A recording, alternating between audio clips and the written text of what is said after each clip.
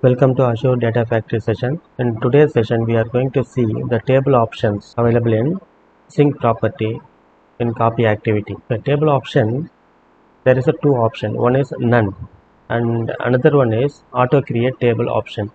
The auto create table option is used to create the table automatically when we don't have the sync table. Let us go to the practical session how to use this feature. The sync, right, by default we will use none mean whatever the object we referred in the dataset, sync dataset, right, that object already there in the table. See here we are using the demo superstore, that table already there in the database, so we are directly we are using this table, so we mentioned the table option as none. Now what we are going to do, we are going to create a new table which is not there in the database while loading the data. Okay, for that what we have to do, go to the dataset, sync dataset.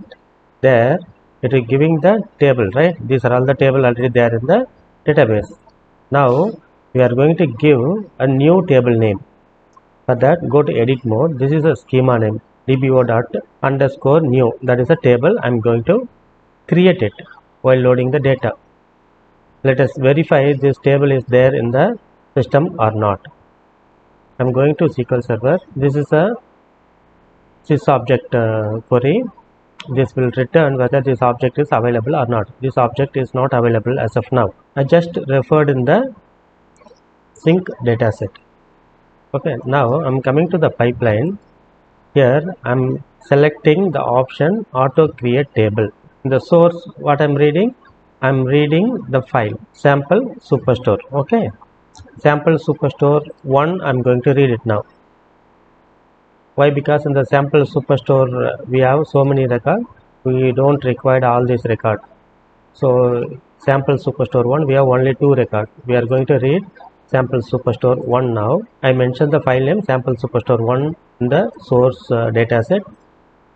In the sync dataset I used demo superstore underscore new table. That table is not there. I'm going to execute the file. Here in the sync I have selected auto create table, right? I'm going to run the pipeline. Pipeline started execution, is successfully executed now. Let me go to the SQL Server. First let us verify whether the object is there or not. See, this object created automatically.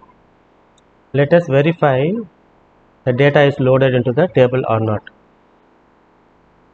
This is the table underscore new I have added now.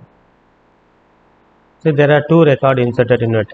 The same 2 records we have in the source, right? That is how we can use the table option, auto create table option in sync. Okay, with this let us close this session. We will meet in other session. Thank you.